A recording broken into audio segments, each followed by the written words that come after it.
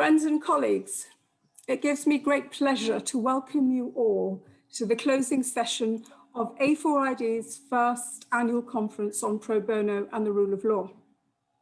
I'm Yasmin Batliwala, the Chief Executive of A4ID. The theme of this year's conference has been towards a more just post-pandemic world. During the past 2 days, we've reflected on how international partnerships between legal and judicial professionals can lead to sustainable change despite challenges associated with the pandemic. We've heard stories from around the world about how pro bono can advance access to justice for all. We've looked in particular at two of the most urgent priorities for our planet today, climate change and the universal right to health. And this morning, participants convened for 2 practical sessions aimed at making the delivery of pro bono even more strategic and even more inclusive. We've all joined the benefits of being joined by attendees from all over the world.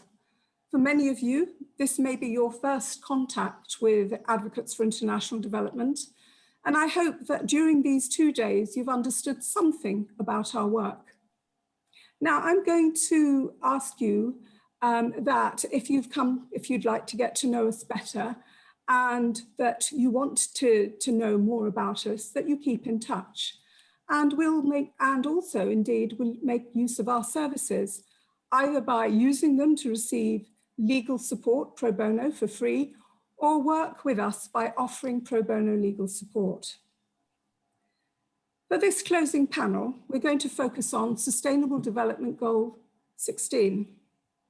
SDG 16 seeks to promote peaceful and inclusive societies, provide access to justice for all, and build effective, accountable, and inclusive institutions at all levels.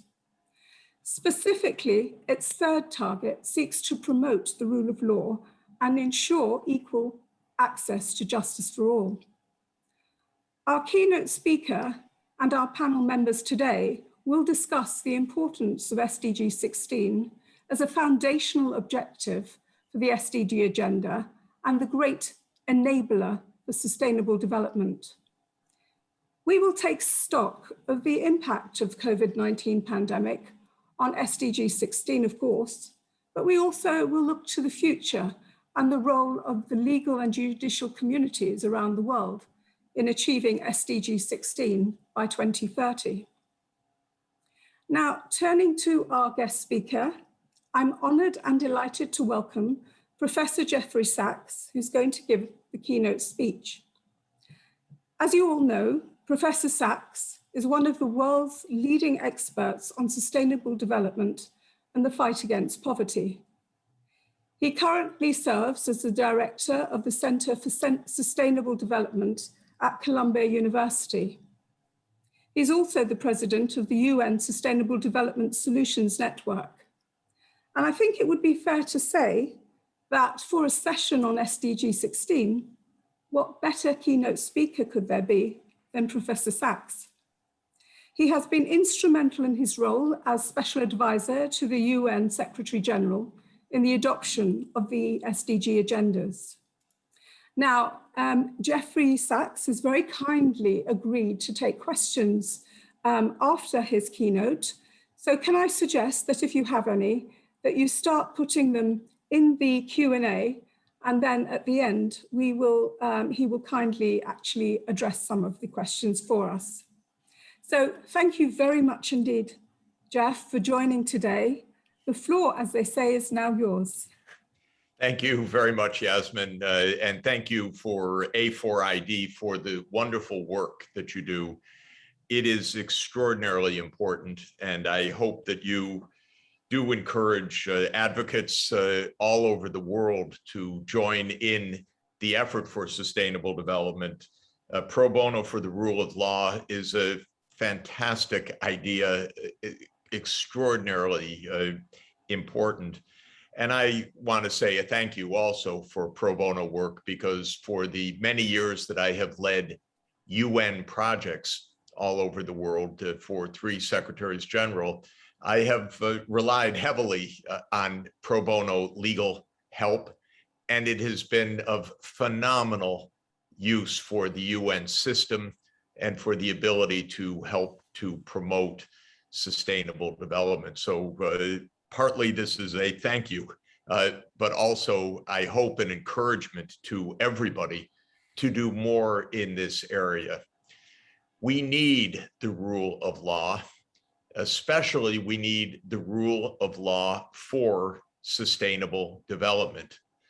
That means that we need to adapt and update our legal institutions and the access to justice to promote sustainable development. Sustainable development means that we aim for societies that are not only economically successful in the usual terms of high income per capita on average, but are also socially inclusive, as the UN says, leave no one behind, and are also environmentally sustainable. And the purpose of the 17 Sustainable Development Goals and the 2030 Sustainable Development Agenda is to promote a worldwide society and a global economy that achieves sustainable development. That is prosperity, social justice, and environmental sustainability. It's important to also recognize that that 2030 agenda, the SDGs, really is completely in partnership and sync with the Paris Climate Agreement, where a crucial meeting will take place in Glasgow in November, COP26, to help move forward the Paris Climate Agreement's commitment to safe climate. And also the SDGs are in complete harmony and in support of the Convention on Biological Diversity. There'll be another important summit of the CBD hosted by China beginning later this year, this time virtual and then into next year face-to-face. So this Sustainable Development Agenda is a globally agreed framework for promoting this triple bottom line of economic, social, and environmental objectives. The reason we have this agenda is that our economic, social, and political systems as they are today do not deliver sustainable development. The SDGs are not a confirmation of current practice. The Paris Climate Agreement is not a confirmation of the current trajectory. These are agreements reached globally because the international system, from the global scale down to the local scale, does not deliver sustainable development. The kind of global capitalism that we have today delivers economic growth in general, not in a pandemic year, of course. It delivers increasing wealth. Even in a pandemic year, the stock markets have soared. But it does not deliver social justice, and it does not deliver environmental sustainability. There is, alas, no invisible hand by which market forces alone will deliver the kind of society we want.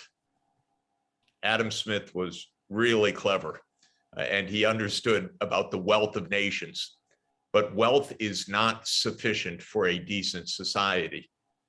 We need social justice and we need environmental sustainability alongside the creation of wealth. And that's why these goals have been adopted. We need a rule of law for sustainable development.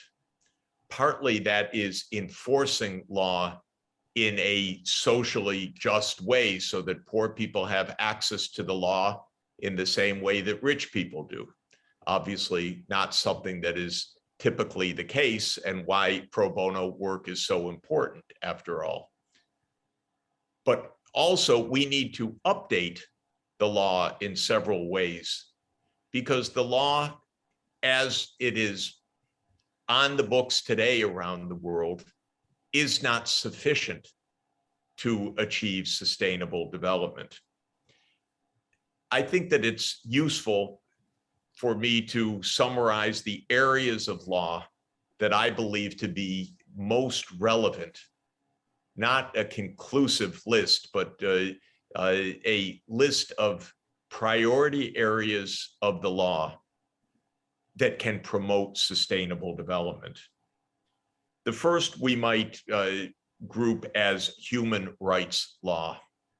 If you read the Universal Declaration of Human Rights of 1948 or all of the international covenants on human rights, you will see there essentially the sustainable development goals other than the environmental objectives, because in 1948, environment was not on the mind of the drafters of the Universal Declaration, nor was it on the mind of the drafters of the international covenants on economic, social, and cultural rights. But what was on the mind of the drafters of the UDHR, the Universal Declaration, and of the international covenants and of many treaties that followed, was that we should leave no one behind, that everybody has basic rights, not only civil and political rights, which are crucial, but also economic, social, and cultural rights. And I believe that the economic, social, and cultural rights need a tremendous defense from the international legal community. In the United States, we don't even recognize the economic rights, but there they are in the Universal Declaration: the right to health, the right to education, the right to social protection, the right to a decent job, the right to an income level consistent with human dignity. And these are in the international covenants as well. Of course, the United States never ratified the International Covenant on Economic, Social, and Cultural Rights, which is a shame for the US.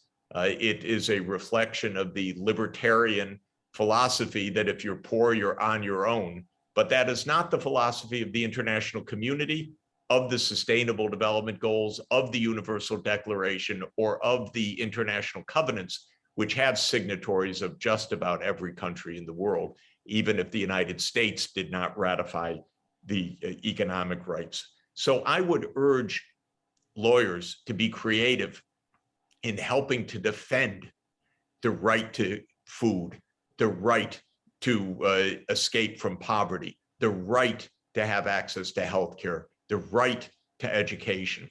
Not only are these globally agreed rights, they are enshrined in many constitutions around the world, but those rights are not realized. And SDG 16 speaks about access to justice. Of course, in part, that means helping poor people avoid being evicted from their land or taken advantage of by powerful people in the society.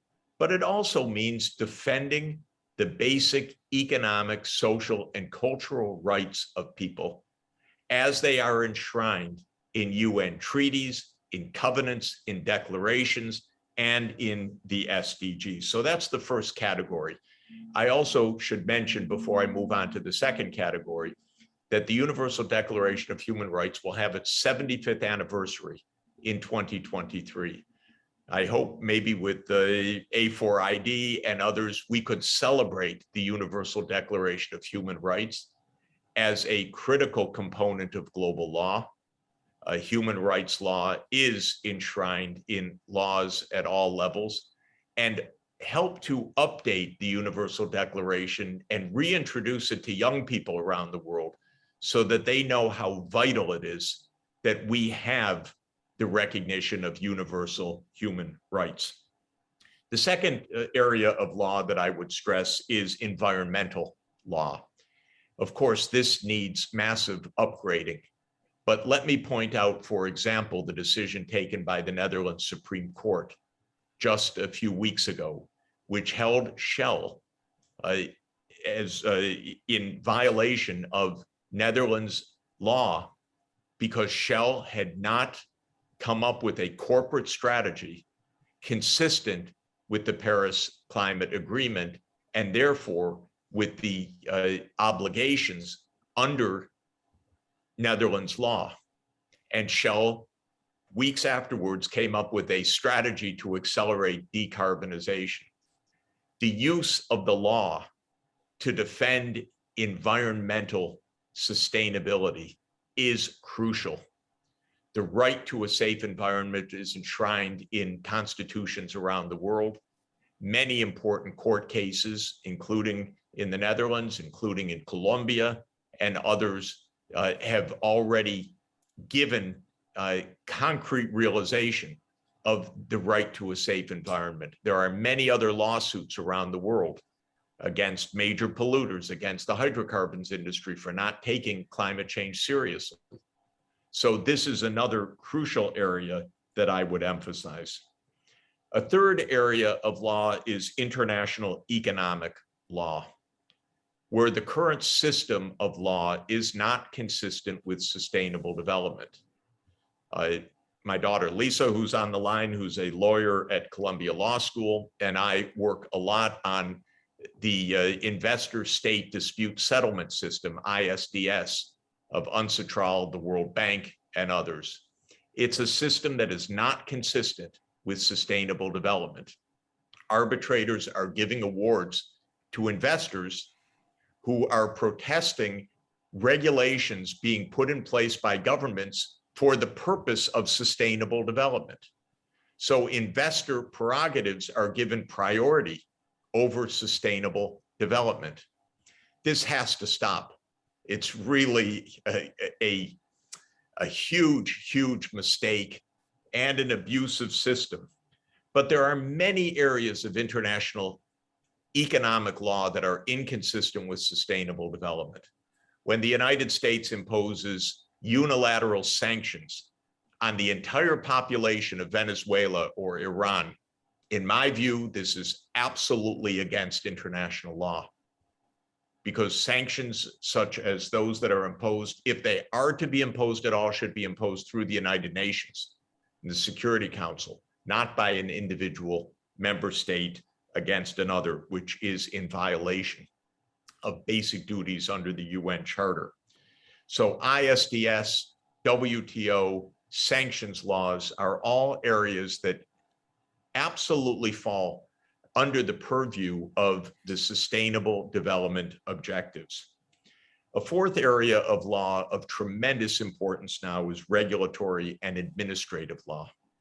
Our societies need to commit to decarbonization by 2050. This is not an easy task, and many of you are no doubt involved in that task. But this is a lawyer's task also, because all of the issues of land use and siting and permitting and regulations are invoked in making a transformation from a fossil fuel era to a green energy era. And so decarbonization is one critical place where regulatory and administrative law will play a huge role. Absolutely as complex as all lawyers know is land use law, which is also a paramount area for needing to achieve sustainability, because we're destroying habitats all over the world. And our land use laws and regulations and enforcement need to be consistent with sustainable development. In the United States, large landowners have claimed that their private property rights take precedence over the Convention on Biological Diversity and risk to endangered species, for example. That again is a throwback maybe to John Locke in 1690, but to a period before there was the recognition of the spillovers from private property, so-called, into ecosystems. And so we need land law that is consistent with sustainable land management. And the fifth area that I would like to just highlight is corporate law. corporate law raises the question about the rights and responsibilities of corporations as legal persons. We know in history that corporations started out as royal charters, like the East India Company. They became universal organizational forms in the 19th century. We are in a corporate world today. Many of the lawyers are corporate lawyers. What are the responsibilities of corporations in a world of sustainable development? In a libertarian mindset, near where I'm speaking down on Wall Street, they say, we have no responsibility, Mr. Sachs. Our responsibility is to maximize our shareholder wealth.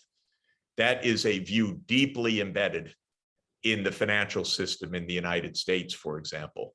It is unacceptable because it is destructive of society. So we need corporate law that, as our Business Roundtable actually said in 2019, is multi-stakeholder, is not simply maximizing shareholder wealth, but operates on the principle of do no harm. It's not even clear whether companies have that leeway fully under Delaware state law in the United States. They probably do, but many companies invoke the claim that they are bound to nothing other than shareholder maximization, even if it means doing harm to others. If it benefits the company, some claim they have to do it. This, of course, is a violation of any proper sense of responsibility and duty of a Kantian categorical imperative, to say the least. But it's also no way to organize corporate law. So we need corporate behavior and corporate law that is aligned with sustainable development and the Sustainable Development Goals. All of this is to say that there's hardly an area of law that doesn't touch on the question of a fair, inclusive, and sustainable society.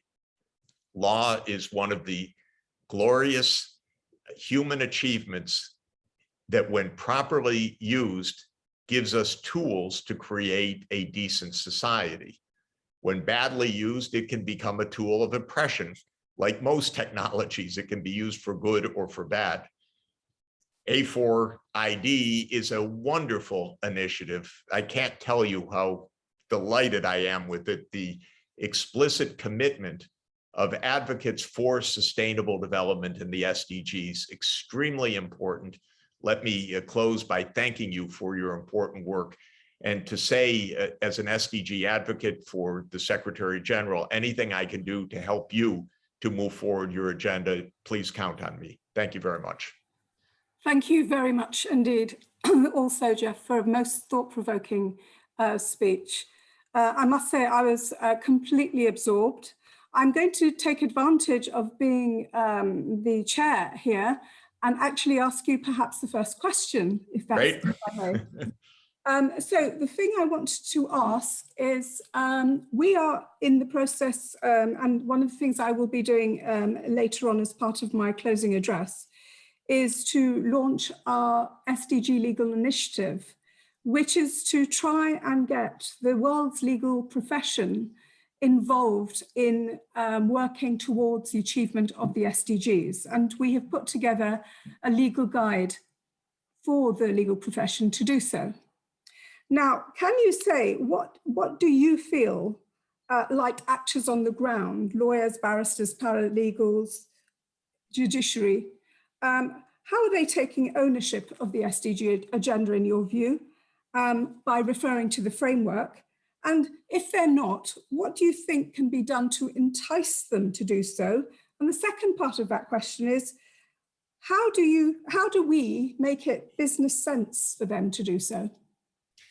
This is fantastic. What a great initiative. Let me suggest one quick thing. Please put in at least one lecture or a few lectures for first-year law students as well, so that when law students come into their training, wherever they are in the world, they are understanding that we have globally agreed goals for sustainable development, for the Paris Agreement, because a traditional law school education will not teach these issues. And even legal ethics teaches how lawyers should stay out of trouble in personal practice, but not broader social ethical concerns. So I would love to see this agenda get into the law schools. I know, again, Lisa, who's on the line, and my daughter Hannah, who's studying at Penn Law School now, would I think would concur with me that the law schools also can be an amplifier for the message. Our experience is most people in society still don't know the Sustainable Development Goals. We have not heard from the US government, certainly under Trump, of course not, so I won't even go there. But even with the President Biden, we've not heard the SDGs from the leadership. So most Americans, other than on the campuses and in some activist communities, don't even know the goals. The corporations actually know them better, and they're issuing sustainability reports each year. They're asking specifically, or they're showing, here's how we are aligned with the SDGs. A lot of our work is to help sharpen that, to point out not the good things only, but also the bad things that need to change. But the point is that in the corporate world, because investors have started to get quite interested in ESG investing, the companies are aiming to show they're aligned. We need the law firms also, frankly, to know the SDGs and to show how they are aligned with the Sustainable Development Goals. And the point that I like to emphasize is the SDGs are a globally agreed agenda. So it's not hard for a law firm anywhere to grasp the point that their own government has signed on, but not just their own government, every government in the world has signed on. And what I think we learn, and I think it's true for the legal sector, of course, for this reason, the businesses are finding, of course, there are those who want to cheat, there are those who want to do bad things, but most businesses are understanding that the SDGs point to the future, that this is where the marketplace is going. We're going to clean energy, we're going to more digital, we're going to electric vehicles. And that's helping to orient them in investments. It's helped to orient them in strategy. Companies that lag behind, like Shell or ExxonMobil or Chevron, get hit by their shareholders now in activist resolutions and so forth, has happened this spring.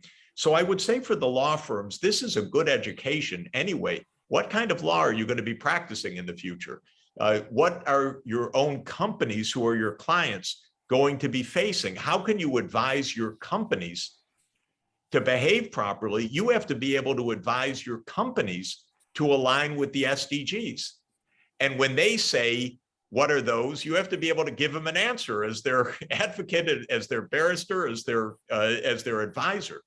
So I think for the law firms, this is an educational process. Even putting online, some webinars and some tapes and some continuing legal education courses in the law of sustainable development and your part in it would be extremely helpful. So I think once it's understood, there is a certain kind of gravitation to it because it's what the world is heading towards, fitfully, imperfectly, but it's definitely the direction of the future. And I think any forward-looking entity, whether it's a law school or whether it is a law firm or whether it is a corporation, wants to peer into the future before their competitors do. Thank you very much indeed. Now I've got one question, and it needs to be a quick question as we are looking and running out of time. But this was asked by David Achero, and he's asked, how do we balance investor demands and the government's policies on the SDGs?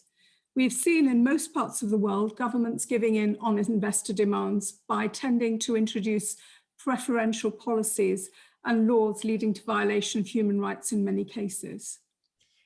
I think that there is no trade-off. I think that what we're trying to implement is a worldwide system of standards.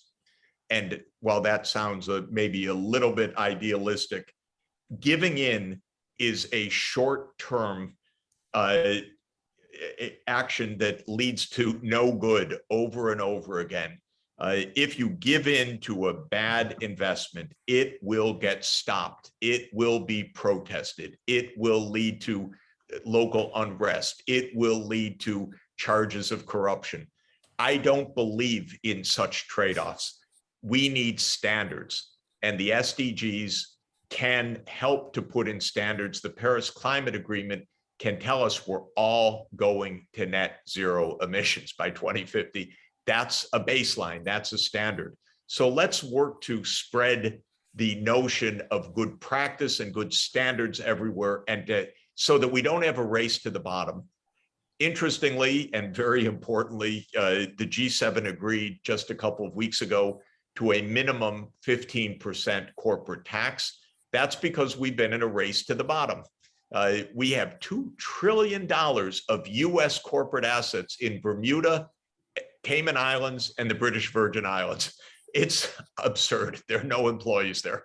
It's all a tax shell. And we're not going to have a decent world unless we have standards. So I think the G7 started to recognize that. The whole theme of today's session is a just post-pandemic world, and putting in decent standards for the post-pandemic world is what we should be doing.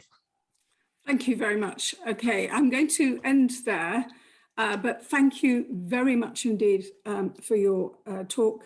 And to say that if you are ever interested in requiring pro bono, you know where to come now. It's always open to you. And you mentioned also potential of some training. Well, we've already put some of that on. So Lisa, if you're listening to me, you're very welcome to, in fact, we will try and connect on that. Jeff, you've raised some very crucial questions and also provided some thought-provoking solutions to what are exceptionally challenging issues. You have also quite rightly highlighted what the challenges are ahead in the next 9 years, and also done so, thank you very much, within the context of COVID and beyond. So can I thank you very much indeed for sharing your thoughts, addressing our questions, and also addressing the complex issues in such a very accessible way. And thank you, and really congratulations. Phenomenal initiative. Count on me to help in any way. Thank you so much, everybody. Thank you. Okay. So then, having taken a moment to reflect on Professor Sax's contribution, we now move to the panel. And I'm going to ask our panel to put on their cameras, please. And we hope that the subsequent discussion with the panel will be informed by what we've heard and explore further the role of the legal community within the SDG agenda. So hopefully this is an opportunity also to have an interactive session with the audience. So can I ask you again to write down all your questions, and I might invite you, if technology allows, to even address your questions directly to the panel. So to continue the discussion then, I'd very much like to welcome our panelists. Firstly, Elena Thompson. Eleanor is the Deputy Director at Namati in Sierra Leone. She is a human rights lawyer, a policy advocate who is passionate about innovations that drive solutions to social justice problems. She works with paralegals and lawyers to assist rural communities to protect their land rights and their environment. So you've heard a lot of what Jeffrey said, and I'm sure you've got some things to come back on that. Our next panelist is Micah De Lungen. Micah is program lead for Justice for All, which is a program of the Pathfinders for Peaceful, Just and Inclusive Societies at New York's University Center for International Cooperation. She has over 15 years of experience leading national and international programs and teams in the area of governance, rule of law, and legal empowerment. And following in from Micah, we have Naina Patel. Naina is a leading barrister and in a broad range of areas, from administrative and public law to civil liberties, human rights, immigration, and public international law. Naina is also a senior Rule of Law Fellow at the Bingham Center and regularly speaks and provides training in this area to governments and civil society, both in the UK and also overseas. Pilar Domingo is our final panelist. Pilar is a senior research fellow in politics and governance team at the ODI. Her research topics include rule of law, justice and human rights, legal empowerment and access to justice, transition justice, peace building and transition politics in fragile and conflict affected settings, gender justice, and women's political empowerment. So as you can see, we have a rather impressive panel of speakers who are very knowledgeable on this topic.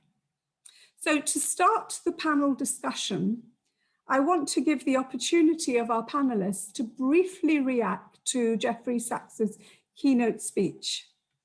So Eleanor, Micah, Pilar, and Naina, what would be your main takeaways from the speech? Starting with Eleanor.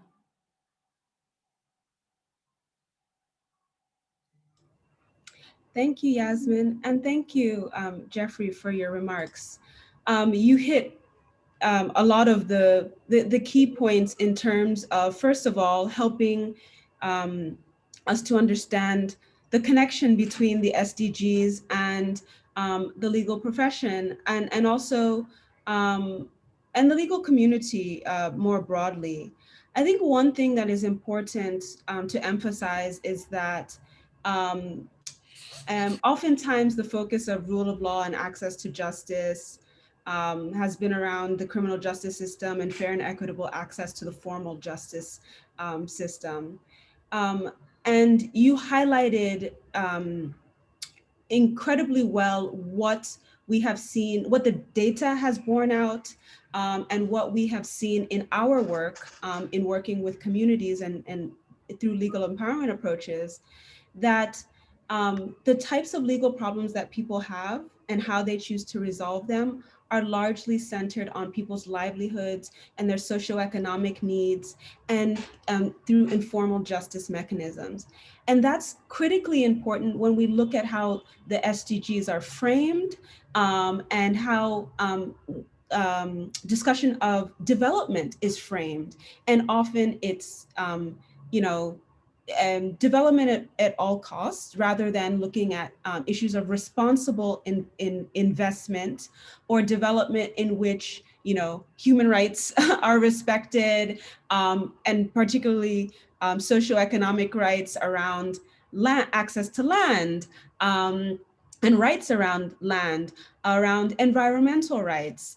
And so, and on also how people choose to solve those legal problems that really have broader implications on development. So I really appreciated that slant, and I'll be touching more on that in a bit later on.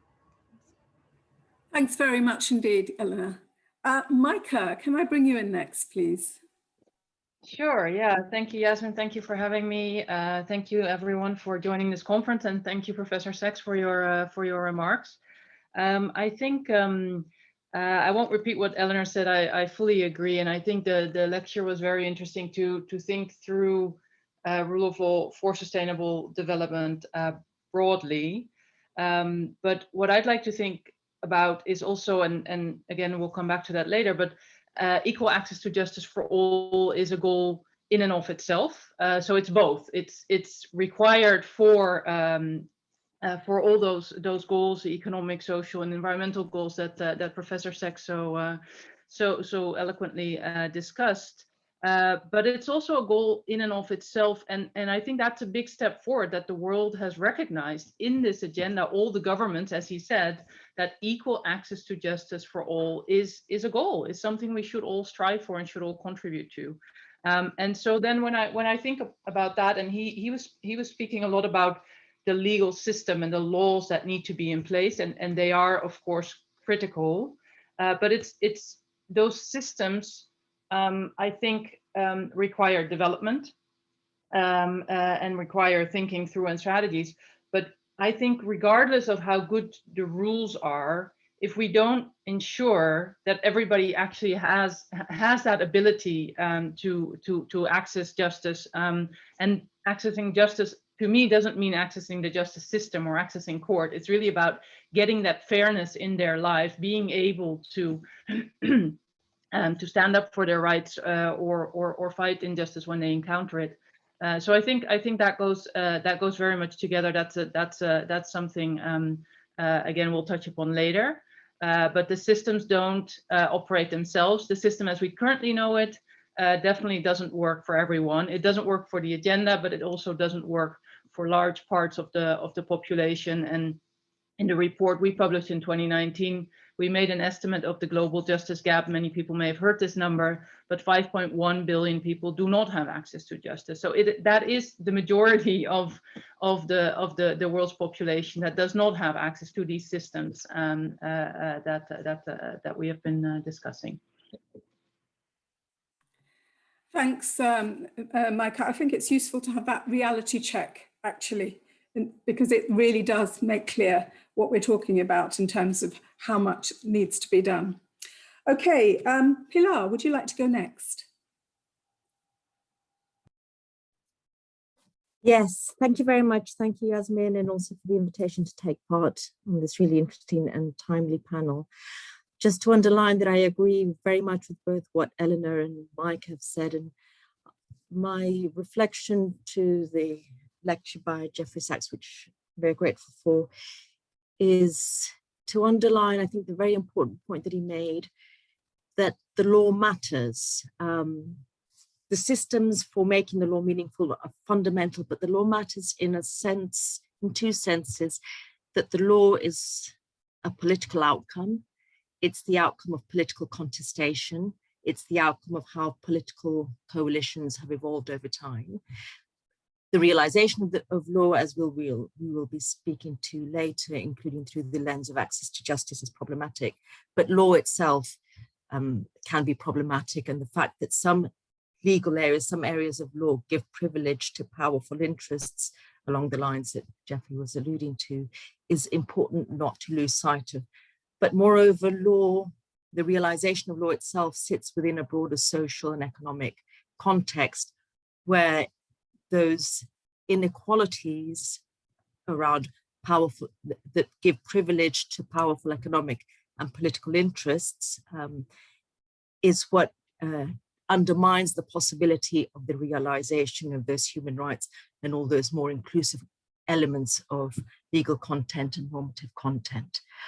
So I'll come back to some of these questions of many of the legal components that he was talking about, but I think that broader political, social, and economic context within which law is generated and then realized through the systems of justice needs to be always in the background of when we're talking of how we're talking about access to justice and the potential for the legal community to contribute to the realization of these ambitions.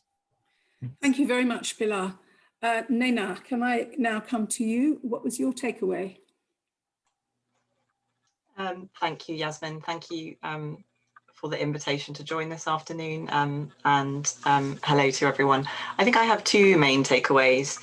The first is the relevance of the pandemic.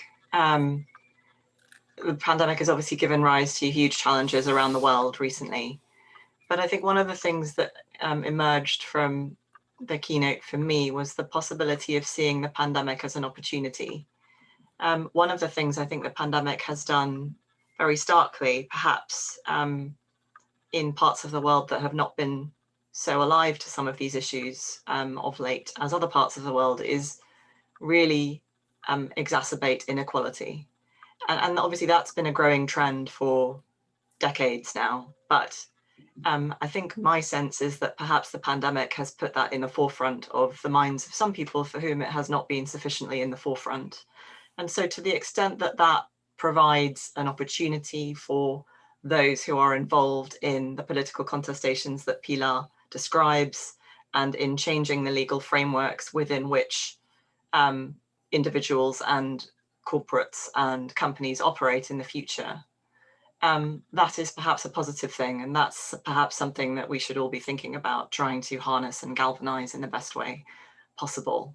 And I particularly stuck in my mind the description of the size of assets stuck in parts of the US offshore in corporates, you know, to the extent that governments are now facing large black holes in their coffers and questions about how they pay for very significant bills that have emerged from the pandemic, to the extent that they are waking up and thinking that there are large untaxed assets offshore that perhaps could be a source of revenue to solve some of these social problems. To my mind, that's only a good thing. And the second thing that emerges for me from the keynote, perhaps born out of conscious of my role on the panel as someone who is currently involved in the practice of law, as well as an international development professional.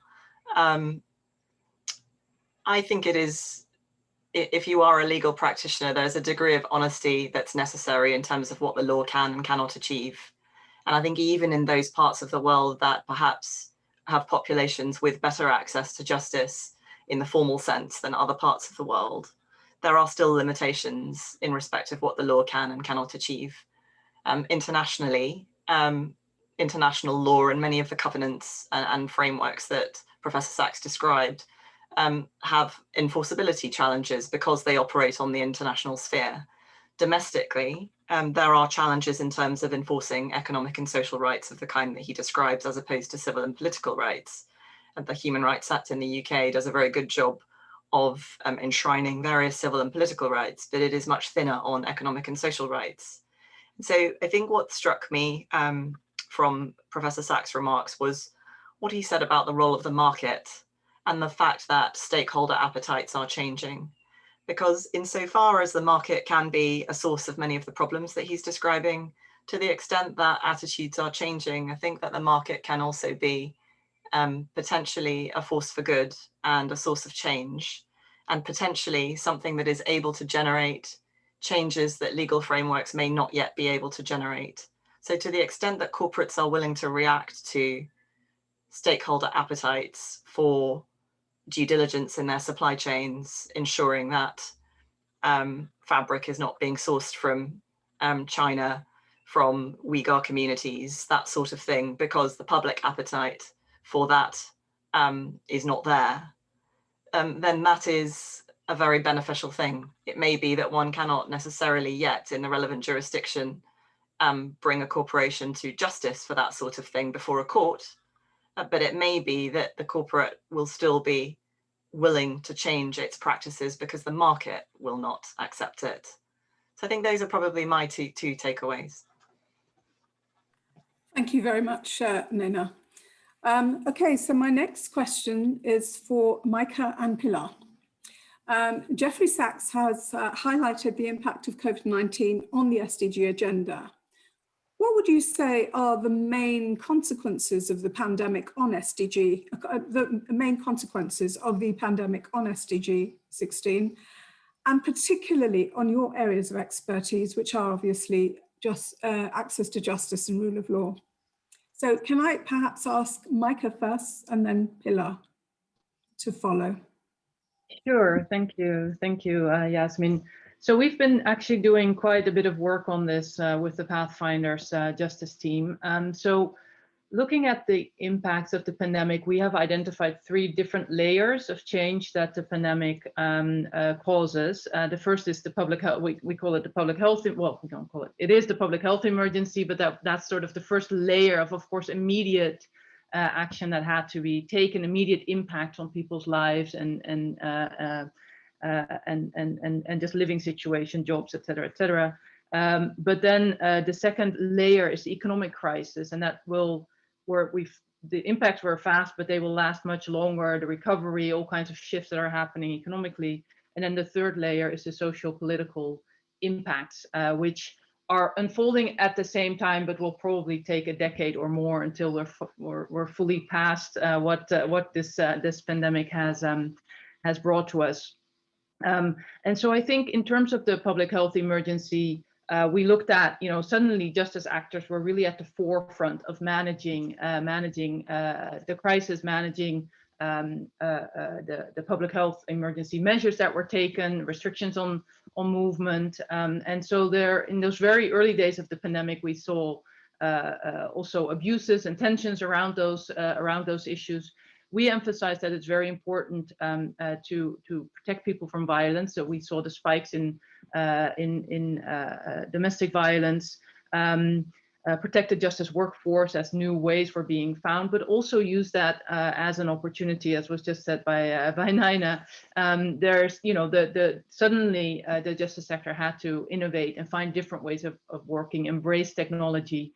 We're now, I think, in a phase where we're looking at what was good, what was bad, what can we change, what should we keep, but at least for those people who have been promoting innovation for a long time, it really provided a push, those changes that had to be made under a lot of time pressure.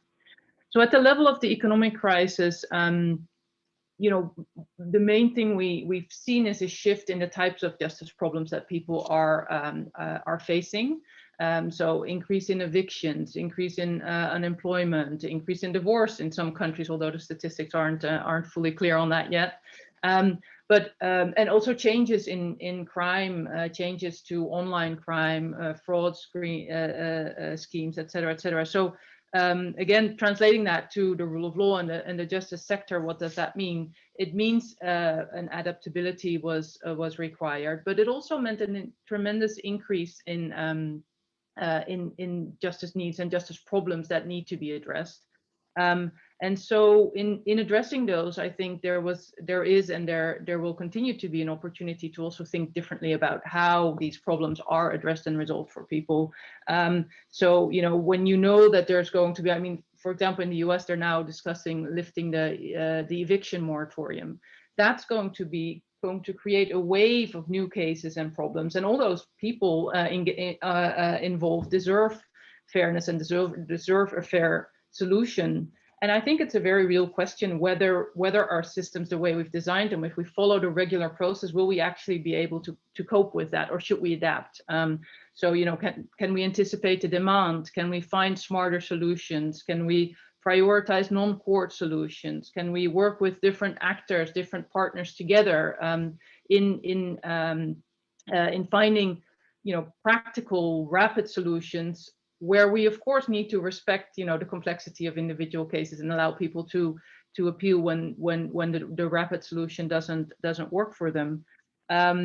And really invest in personal contact. I think lawyers, also those working pro bono, those working as lawyer professionally, I think we have a responsibility, and this is something Naina also said, to not just think about, okay, this is the process, this is the steps, this is what we're going to do, but really look at what is the situation, what is the best solution, what's the best approach, what's the most efficient approach, and what's our role in that, and can we work with other actors to get that? So briefly on the third level, the social political impact, we're actually doing quite a bit of analysis on that now. I think we've all seen protests around the world, of course, in the context of the pandemic, directly against some of the measures that were taken, but also in parallel, the Black Lives Matter protests that spread throughout the world. So I think there's a lot shifting. In a lot of countries, there's this, I don't know, wobbly is the right word, but the political system, and what's the situation. And again, translating that to the justice sector and the rule of law, I think there's a lot of talk at the global level now in the fora about the new social contract, and that that I think tries to capture this notion of, okay, we know we don't want to go on the same route. We want to build back better or build forward better, or we have all these words around it, but we want to rethink basically the basic structures of our society. And in that, so the new social contract is, what should that look like? And again, I think justice actors in a broad sense, so lawyers, but also other justice actors have a critical role to play, because they can either contribute to fairness, contribute to trust, and contribute to institutions that actually deliver for people, or they can be on the side that actually destroys trust, and that that enables powerful actors to manipulate the systems to their benefit. So in some ways, I think there's a very fundamental choice for justice actors, and also for political leaders, and how they relate to their justice actors, on how they respond to these demands for justice, demand for climate justice, social justice, et cetera, the problem of inequality, and I think if we choose wisely, we can actually contribute to that new social contract. Let me leave it at that. Thanks very much indeed, Maaike. Can I now come on to Pilar to answer that question, please? Yes, many thanks, Yasmin. And just to underline that I'll try not to repeat a lot of what Maaike said, because I'm very much in agreement with many of the reflections she put forward, but maybe to situate the discussion within the broader history of SDG 16 and its ambition. And I think one of the things there are two things about SDG 16 that are important. First of all, it is the most political of the SDGs, because it's the one that explicitly talks about politics, about law, and about justice, and about conflict. And in that sense, from the perspective of this community of practice and the role of lawmakers, the role of adjudicators, the role of lawyers and activists in the legal empowerment movement, it's the first time that explicitly, I think, at that high level of international normative commitment, it gives a prominent recognition to the importance of rule of law as the prospect for rule-bound government, and access to justice as a possibility of people picked up later with a people-centered justice language, of people to use the law to be able to achieve the broader SDGs. But moreover, it connects that to the prospects of inclusive governance, and also to the possibility of peaceful societies where disputes and conflicts are resolved in non-violent ways. And I think that broader context of SDG 16 is extremely important to continue to go back to, because that also gives us that breadth of thinking of the kind of opportunities that we need to be leveraging, not only within the legal and judicial space, but also within the broader negotiation of the rules of the game.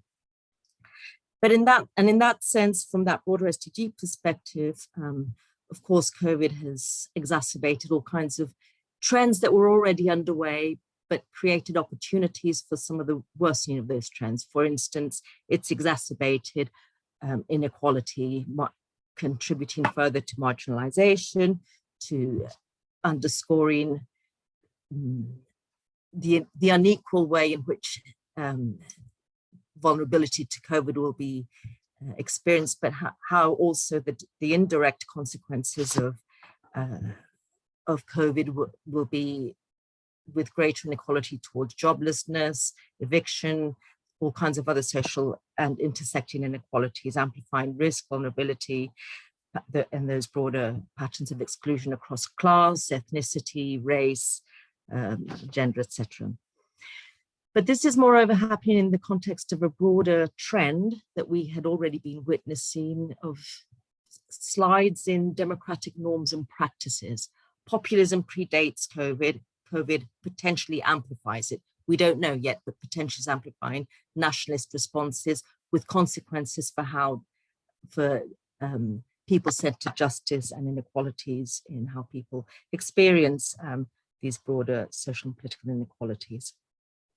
But moreover, these populist responses and slide in democratic norms undermines rule of law to the extent that emergency measures have been put in place which restrict freedom of movement, restrict the space for associative activity and movement. This can be and is being instrumentalized by political elites to alter more fundamentally the balance of power between the executive branch, the legislative branch, and the judicial branch, with a much more longer term interest in changing that balance of power. We need to be constantly attentive to that and calling it out. But moreover, from a conflict perspective, we shouldn't forget that already existing institutional fragilities will be exacerbated and are being exacerbated by the impact of conflict, of COVID. And we know that the inequalities that generates, we know historically the grievances that generates are the kind of things that contribute to conflict and to violence. This we've seen in very recent history in low-income countries, but some of the protests we have seen more recently in the US, in the kind of protests that I think Mike is alluding to, we should be aware of those as potentially early signs of more violence to come, unless some of these inequalities get attended to, which are potentially being exacerbated by COVID. Plus, of course, the explosion in all kinds of violence that COVID has generated, domestic violence, but also that through lockdown, there has been more room for organized crime and crime-related violence, which, for instance, in the case of the recent local elections in Mexico, resulted in much higher levels of political violence that undermine our democratic rights, our political and civil rights, in addition to, of course, the social and economic rights. So what are the implications of all of this for rule of law and access to justice? First of all, rule of law is being undermined by COVID under the guise of these emergency measures, but also the attack on judicial review and other measures of accountability. Rights have been undermined very directly. Social and economic rights, of course, had already been undermined in the last 20, 30 years, losing the impulse as the welfare state had lost its impulse. But the growing inequalities, if anything, were an expression of that attack on social and economic rights that we've seen and that Jeffrey was alluding to. But moreover, it's exacerbating this already problematic experience of access to justice, legal voice, and legal capabilities. We have this great opportunity to be talking about people-centered justice, but people are not equal, and that experience and that possibility of legal voice and legal agency is really being undermined by both COVID itself and the political and economic consequences of COVID. I'm aware of time, so I'll stop there, but later on, I'm happy to reflect on some of the responses, including by way of making the most of some of the opportunities that are coming up. For instance, rethinking the role of the state in both economic and social rights, but also in legal aid and broader legal responses that may not be court-centered or lawyer-centered. We can come back to this later. I'm very conscious of time. Thank you, Yasmin. Thanks. Thank you, Pilar. Thank you both indeed for your very insightful comments. Shall we now turn to, I'm wary of the time, so shall we now turn to Eleanor and Nena? You're now both working at the coalface, but in very different ways, to expand access to justice and strengthen the rule of law. So based on your experience, how can the legal community, in your view, advance SDG 16? So Eleanor, perhaps you'd like to start and mention the need with respect to legal aid as well. Sure. Thank you, Yasmin.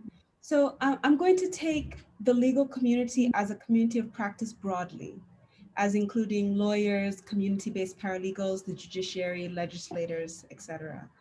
And I want to say at the outset that community-based paralegals being seen part of the legal community should not be a threat to lawyers. And they are key, not only because they can assist lawyers in contexts like ours in Sierra Leone, where there's a dearth of lawyers, particularly in rural areas, but also because of the skills and knowledge that they bring that can complement the work of lawyers in informal justice contexts, because lawyers largely focus on formal justice work and focus in informal justice context. And that's likely why in 2019, the UN Interagency an expert group on sustainable development goal indicators proposed the addition of a new indicator on SDG 16.3 that the proportion of the population who have experienced a dispute in the past 2 years and who accessed a formal or informal dispute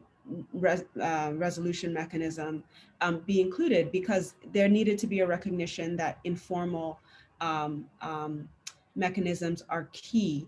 And some recent studies that we've seen in Sierra Leone show that an estimated 70% of Sierra Leoneans depend on local courts, which are technically part of the formal justice system, but are actually more they're in practice informal mechanisms. I mean, for the resolution of their justice problems, such as, you know, child and spousal support, property, tenancy, and land disputes. And the reason why I say all of that at the outset is because just as imposing top-down supply-side justice solutions like building more courts or putting technology in courtrooms have not proven effective for improving access to justice in rural areas. Likewise, achieving and building peaceful, inclusive societies, which is part of SDG 16, is not a top-down process. It's an effort requiring the participation of those likely to be adversely affected by the absence of peace. And only when that happens will you have sustainable peace in communities, and justice solutions can thrive. So all of that is really to sort of say that the legal community really also has to include these community-based actors. And you know, the organization I work with, Namati, is made up of legal empowerment advocates or community-based paralegals and lawyers that work with communities to help them to know the law and policies, their rights, and to use those in addressing their justice problems, and then ultimately to use all of that experience, the data that we get from resolving those cases, to shape laws that protect their rights and fight injustice in the country. And in Sierra Leone, we obviously focus on community land rights and environmental justice. And this model of legal empowerment, as through the use of paralegals, came about because following our decade-long conflict in Sierra Leone, our justice system had been completely weakened and there was a dearth of lawyers in the country. So this comes back to the point of you know, looking at our community of practice more broadly. But some of the ways in which, for example, community-based paralegals are contributing on a day-to-day basis to the achievement of SDG 16 are in ways that you wouldn't traditionally think are legal.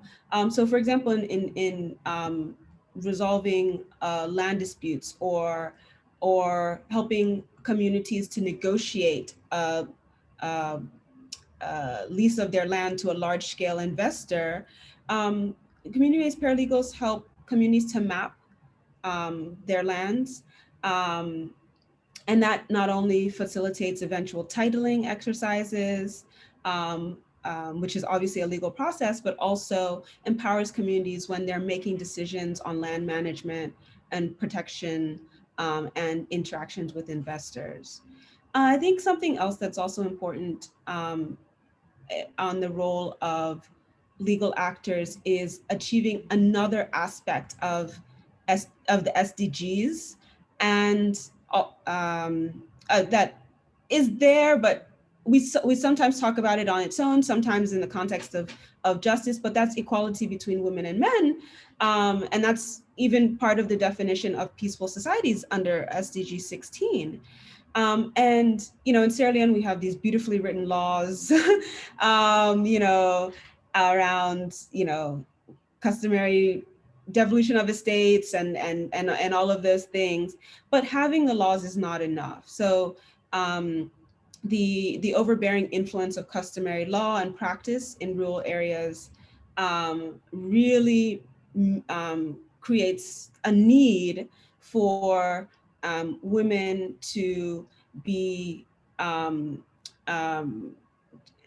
there to be a particular focus on women knowing what their rights are, particularly in terms of inheritance and property rights, to including women, not just including, but having them be at the forefront of processes that of negotiating land deals, of making sure their input is part of the land negotiation process. And so those are some of the practical ways in which this broader legal community is helping to achieve. And just on the role of lawyers and bar associations. So I'm also a lawyer in private practice with a firm, GPK Legal, that has a significant commercial law practice. And I think it's important, and this is something that was mentioned by Jeffrey Sax, is that, I mean, lawyers cannot claim to operate in a bubble. I mean, what happens in society and the legal problems that arise due to peacefulness or lack thereof, or cohesion and respect for rights, impact the work that we do.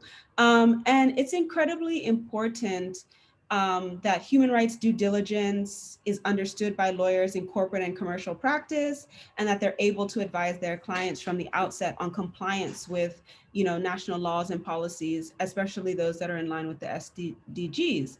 And this is now becoming almost a given as part of day-to-day practice in advising corporate and commercial clients. And as mentioned by Jeffrey Sax, there's a present and emerging trend in which we see more efforts and options globally in the business and human rights sphere to hold corporations civilly and criminally liable for human rights violations and environmental harms. And we're seeing more litigation against parent companies in European and Canadian courts. He mentioned the Shell case, Vedanta, Nevsun. And the closer we get, and all of those align with the achievement of SDG 16. So the closer we get to achieving SDG 16.3, the more these efforts and options increase. So it's imperative that lawyers familiarize themselves with human rights law, environmental law, and policies, and all those areas of law that he mentioned. And I'll just, the last thing I'll say, because I know that there's a, we're short on time, is on the pro bono side, ensuring legal assistance to communities is really also part of advancing or achieving SDG 16's targets of advancing sustainable economic and social development. Because communities who would otherwise be unfairly disadvantaged, for example, in land based deal negotiations for their own land, it's important that legal assistance is provided to them so that they're not unfairly disadvantaged in that process, and social problems don't arise in the future. So, for example, when communities are well informed, they feel like they've gotten a fair deal, and they have the means to monitor investments and bring their grievances to appropriate grievance redress mechanisms, that will prevent, protests, including violent ones that could result in financial and asset losses for the investors in the long run. Yasmin, you were asking, what's the business case? Well, this is part of it. And this is that legal support to communities is where the role of bar associations and other members of the legal community writ large, like the Human Rights Commission, and in Sierra Leone's case, the Legal Aid Board, play a vital role. And traditional legal aid often supports traditional formal legal systems, but we need to begin to look at legal aid differently, and look at how legal aid can be provided to the almost 80% of disputes that are typically resolved outside of the courts. And so I'll leave it there. I'm sure Nena will have much more to say on this, and I can expand later. Thank you very much. I think we are getting short of time, but Eleanor, you've also started to address the first question in the Q&A, so that was helpful.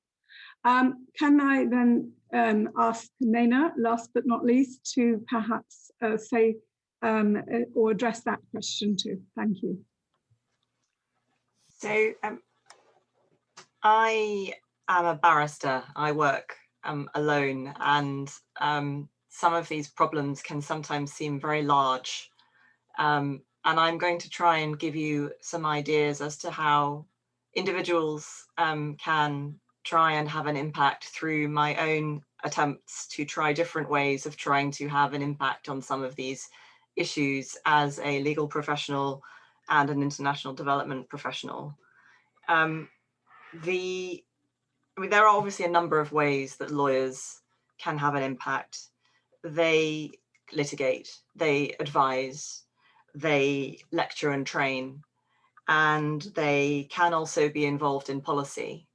And what I'll try and do very briefly is just give you some illustrations of how those different ways of engaging with some of these problems in the world can be utilized in the SDG 16 space. So the day-to-day work of a lawyer, I am a public lawyer, an international lawyer. I do some commercial law. I do a lot of human rights law. So public law and judicial review was one of the areas Professor Sachs mentioned, regulatory and administrative law. It's obviously a very obvious example of how you enforce the rule of law. It's the way that you hold public bodies to account for their decisions, be they in the education sphere, the health sphere, the immigration sphere, any public function, any public decision can be challenged through the means of judicial review. So I litigate in the judicial review space. Two recent examples of cases: a case against the Treasury, which challenged a refusal to release information about frozen assets, which belonged to sanctioned entities against whom a $50 million judgment had been entered for involvement relating to a terrorist hijacking of an aircraft in the 1980s. So clear rule of law issues in terms of enforcing a judgment that had already been made in relation to an egregious thing that had happened in the 1980s. Another recent example with a pandemic slant to it, a judicial review of a decision during the pandemic made by one of the tribunals in the UK that determines immigration cases, immigration appeals. Guidance was put out that decided that this certain category of appeals that had always been determined at an oral hearing in the past would now be determined online in the vast majority of cases. And a challenge was brought to that guidance on the basis that this was a space and a type of case that had hitherto been dealt with orally in front of a judge in person for decades, and that there were real rule of law issues and access to justice issues in terms of removing a hearing altogether, so not even a remote hearing, but determining it entirely on the papers. So those are examples of ways of holding governments to account, and obviously both have very clear SDG 16 import. There are also cases that you can be involved in the litigation space which engage SDG 16 because they are about access to justice, but they also engage a discrete SGD. So a case I did some time ago challenging a proposal to restrict legal aid from people who were not resident in the UK. Some of you may be familiar with some of the cases in the UK brought against ex and current members of the British Armed Forces for things in Iraq and Afghanistan, Guantanamo Bay litigation. Many of those cases were brought by people who were not resident in the UK. And there was at one time a proposal to remove legal aid from people who were not resident in the UK. And that would have obviously created huge challenges in terms of those sorts of cases being brought. So there was a challenge to that proposal, which succeeded and the proposal didn't go ahead. A case about UK government policies relating to healthcare charges for people of certain immigration statuses, clear relationship to SDG 2 in relation to health outcomes. A case about discrimination within a school, clear import for SDG 4, ensuring inclusive and equitable and quality education. Cases about trafficking, I've done a number of these recently, but clear import in relation to SDG 5, achieving gender equality, and SDG 8 on decent work and economic growth. Some of the indicators in relation to that SDG are striking in their reference to trafficking, forced labor, and modern slavery. So there are a wide variety of ways in which in the litigation space one can be involved in seeking to further these the outcomes under various SDGs. In the advice space, I mentioned in my reaction to Professor Sachs' talk about some of the limitations of litigation, but Eleanor has picked up on this theme by highlighting that, of course, we advise clients all the time, and we can advise that they do the right thing, that they follow a legal framework, even if the prospects of that framework actually being enforced, a case being brought against that client, and the case going to court, and the case being decided in a particular way, are perhaps less than 100%, as they often are. One can still give the advice, and one can give the advice which is not even with a view to litigation. One can give advice which is simply about corporate best practice and how they should be training their own staff, and what sorts of things they should put in contracts, and what sorts of processes they should put in place where their disputes arise with those that they serve, or those who are in their supply chain, or whatever it may be. So I think advice presents a huge number of possibilities. Lecturing and training. Many legal professionals do lecturing and training as an adjunct to their practice, as they do pro bono work as an adjunct to their legal practice. Professor Sachs also mentioned interstate dispute resolution and the challenges that UNCITRAL and ICSID investment arbitration regimes pose in terms of the outcomes that they generate, which are sometimes more pro-investor than the people that are affected by the investor. So their obvious examples are mining cases where results may be very helpful for mining companies, but they may have very deleterious impact on the communities who are affected by the mining work. One of the things that I've lectured on recently is about how states can bring counterclaims in those sorts of fora.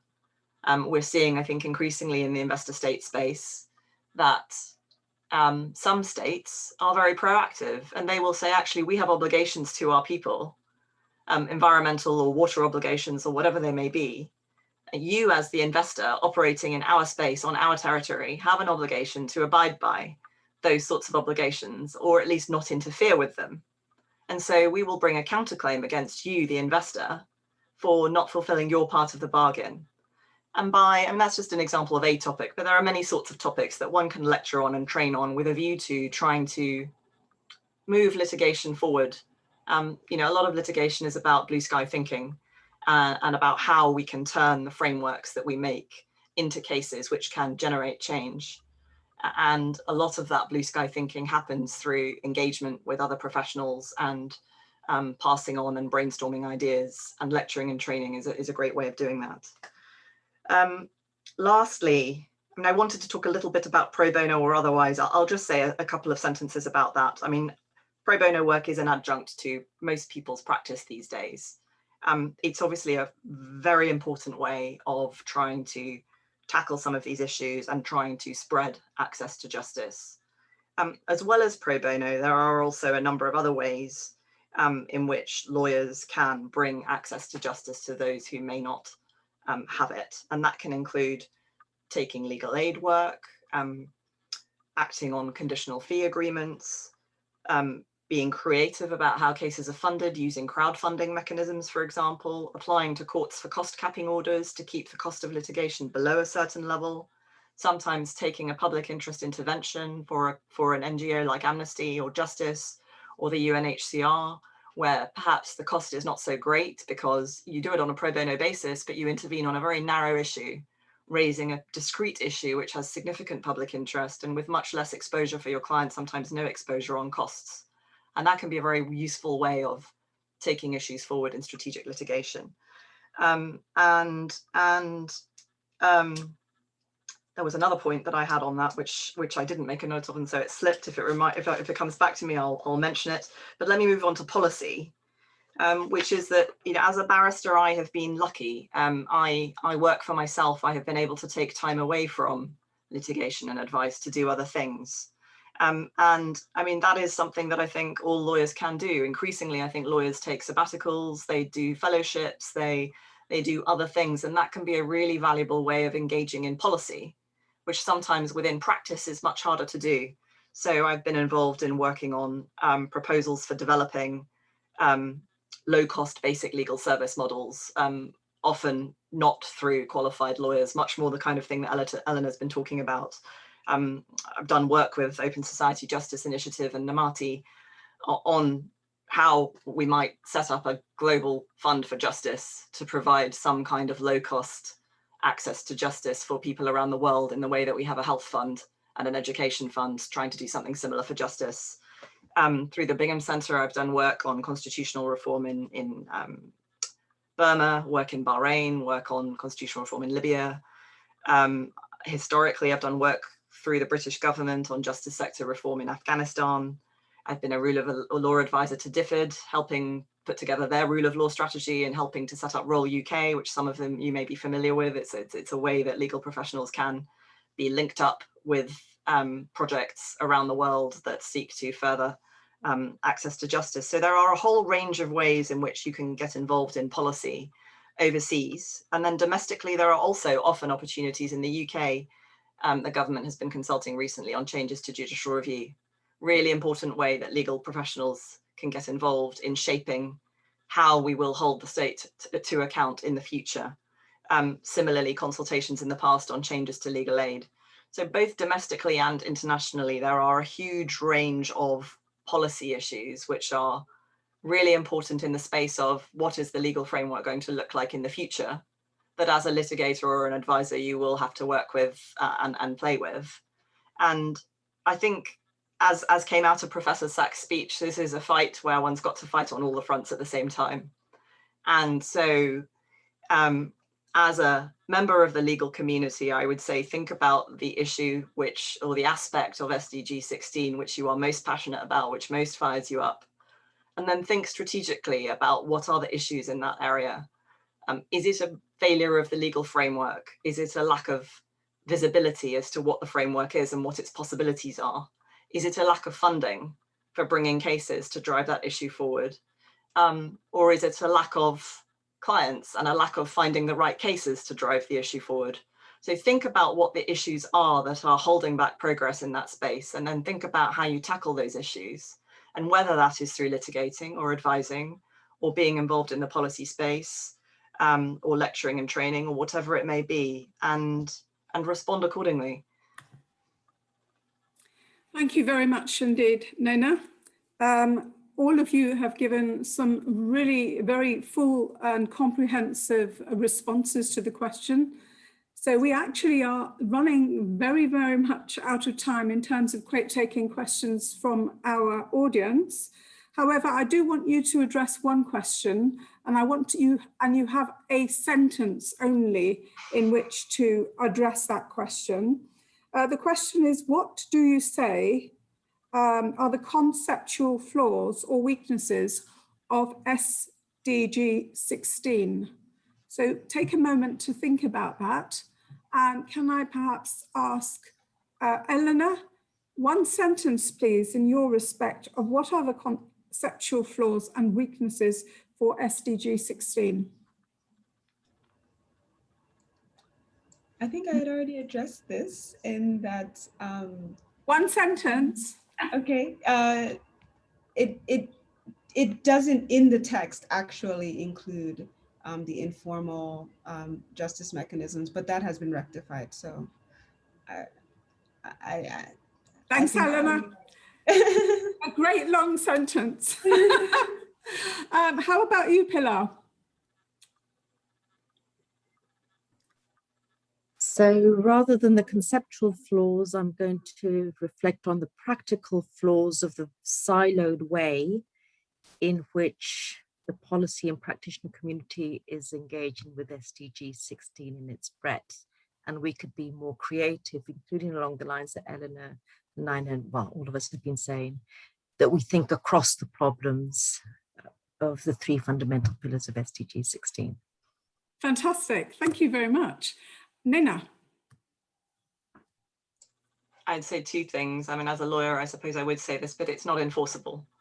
So you can't take it to court and sue on it, as is often, the case with norms of this kind. And secondly, it doesn't have a fund underneath it. I would love to see a global fund for justice to be used to further the targets which sit under Goal 16. Thanks very much, Nina. And Micah. I think talking about conceptual flaws actually limits the potential that it could have, and let's just embrace what's there, which is, I think, a big step forward. The fact that equal access to justice for all is explicitly made into a goal of sustainable development, and use that to challenge, the systems, both throughout the agenda, but also the justice systems and how access to justice is organized in our societies. And use all your pro bono time to contribute to what we are now calling people-centered justice, and keep up the good work. Brilliant. Okay, thank you very much indeed. Now, I would like to draw this part of the session to a close. I'd like to thank our speakers immensely for their responses. It was really great to hear from such different yet complementary viewpoints. So big thank you for that.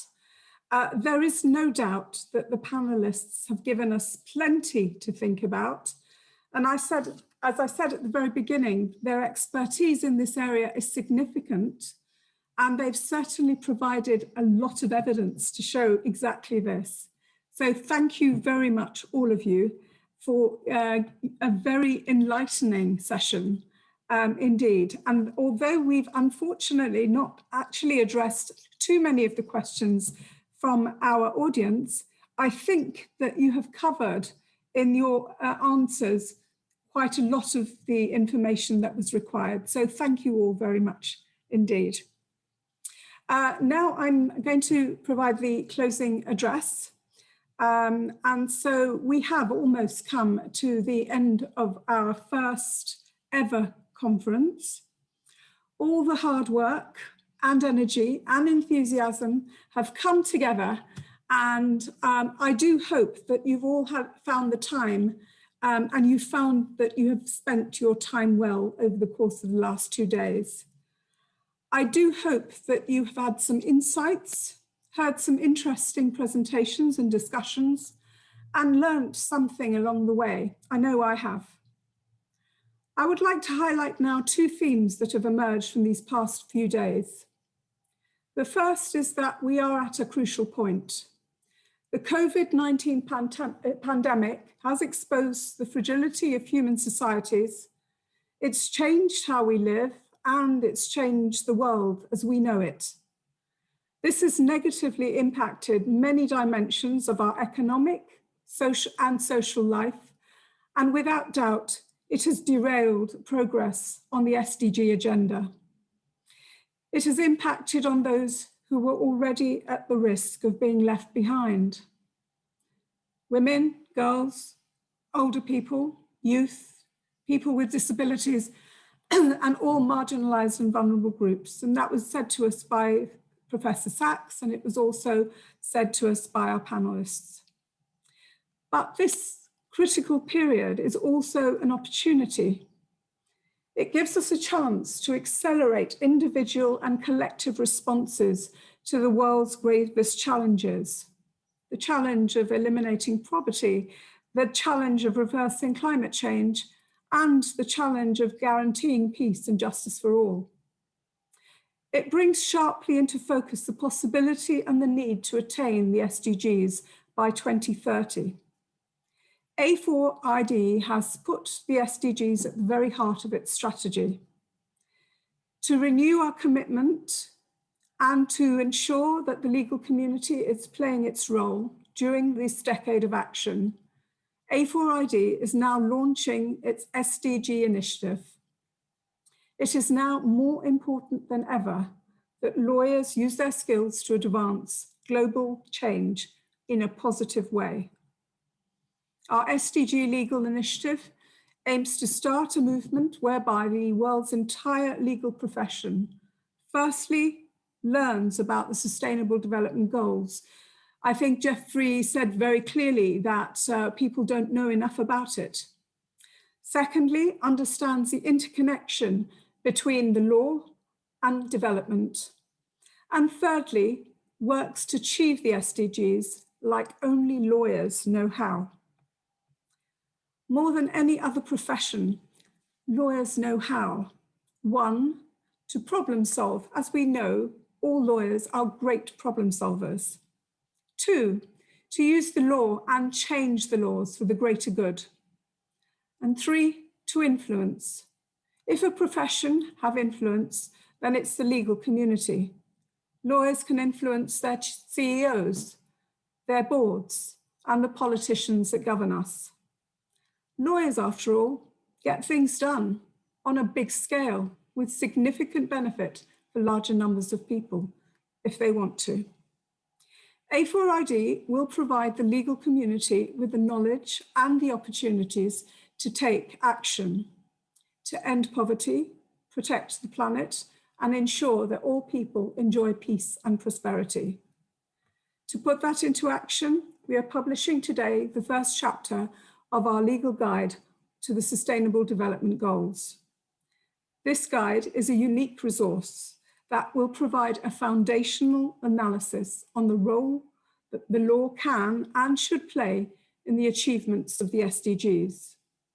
For each SDG, the guide provides an introduction to the goal and its targets, an overview of the relevant international, regional, and national legal frameworks, key insights on legal challenges and opportunities, and clear examples of actions that law firms, the judiciary, and corporate lawyers can take. Given its key importance for the legal community, the chapter we publish today is one on SDG 16. If you want to take a look, you can access it through the link. You can see it, the cover of it is there on your screen. It's a live document, but by which I mean that it will be constantly updated as new thinking emerges. Indeed, feel free to let us know what else we need to include in it. If there are other references which you think would be useful, let us know. Our aim is to provide an online platform where expertise can be shared and information can be updated. Please do share it with your colleagues. Indeed, shout about it. Throughout this year and next, we'll be publishing these 16 other chapters and organize launching events which will bring together the legal and development communities in order to build innovative solutions to involve the law and the lawyers in the achievement of the 2030 agenda. So if you feel inspired to join us, please do get in touch. Now, the second theme to emerge from these 2 days is that the key to accelerate progress and achieve the SDGs by 2030 is cooperation, which ultimately means to work in partnership. When the pandemic hit and paralyzed institutions, judges, lawyers, paralegals, civil society organizations, and public citizens joined forces to adopt and implement innovative practices to maintain access to justice and to defend the rule of law during the pandemic. We've heard many examples of this throughout the conference. These new practices provide invaluable lessons for building more resilient justice systems. What is true for SDG 16 is true for the whole SDG agenda.